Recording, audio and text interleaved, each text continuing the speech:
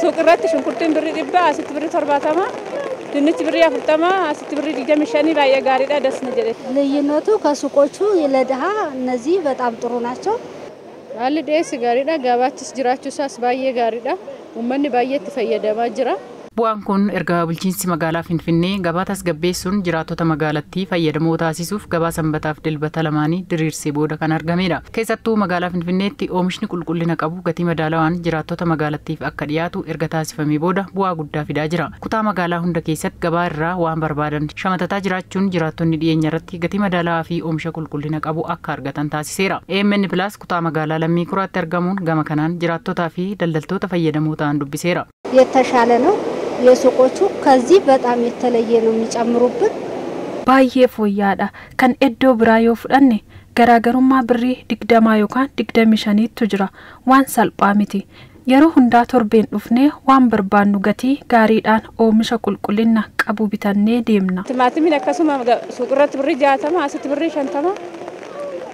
ሽንኩርትና ገባራ ሱቁረት ብሪ 170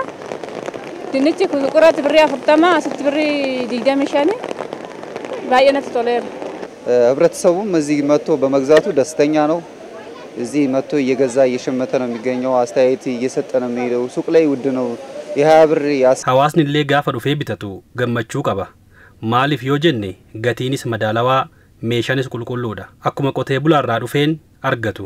ገቲኒስ ገራገሩማ ጉዳ ቀባ አመረቲ ኑፊስ ጅራቶታፊስ bu'aa buusaa jira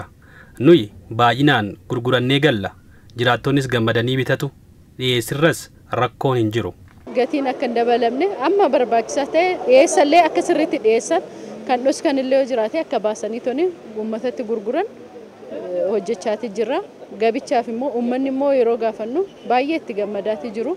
waan fresh ta'e yeroodhaan gatii salphaatiin argataati jiru. Bulchiinsi magaalaa Finfinnee qaala'insa gabaa tasgabbeessuuf hojii bal'aa hojjechaa jira. Kana keessaa oomishtoota fi shamattoota kallattiidhaan walirraa akka bitaniif gabaa sanbataa fi dilbataa diriirsuun qonnaan bultoonni fi oomishtoonni indaastirii oomisha isaanii gatii madaalawaan jiraattota magaalattiif akka dhiyeessaniif iddoowwan gurgurtaa fi bittaa 193 irraa gara 219tti ol guddisuu kantiibaan magaalaa Finfinnee aadde Adaanech Abeebee dubbachuu isaanii yaadannoo yeroo dhiyooti. አምራችና ሸማች በቀጥታ ግብይት የሚፈጽምባቸው የቅዳሜና እሁድ ገበያ oomishtoota fi shamattoota kallattiidhaan walirraa akka bitaniif gabaan sanbataaf dilbataa iddoowwan 193 kan ture gara 219tti ol guddisuun danda'ameera. Kanaanis oomishaaleen qonnaa fi indaastirii gatii madaalawaa fi qulqullinaan jiraattotaaf dhiyaachuun gabaa tasgabbeessuun danda'ameera. Kana malees oomishaaleen nyaataaf oolan baay'inaan gara magaalaa Finfinneetti akka galan taasisuun keessattuu seensa magaalattii hundarratti hojiin raabsa oomishaalee qonnaa akka dhiyaatuuf haala mijataa uumamuusaa kantiibaan magaalaa Finfinnee aadde Adaanech Abeebee dubbataniiru. መሰረታዊ ፍጆታ ምርቶች ወደ ከተማችን በማስፋፋትና በማስፋት ለማስገባት oomishaaleen qonnaa magaalittiitti baay'inaan akka galu gochuun seensa magaalittii hundarratti iddoowwan raabsa oomishaalee qonnaa yeroo hunda akka tajaajila kennu gochuun akkasumas oomishtootni oomisha isaanii kallattiidhaan jiraattotaaf akka dhiyeessan taasisuun muduraa fi fuduraa kuntaala miliyoona 3 fi 500,000 akka dhiyaatu ta'eera.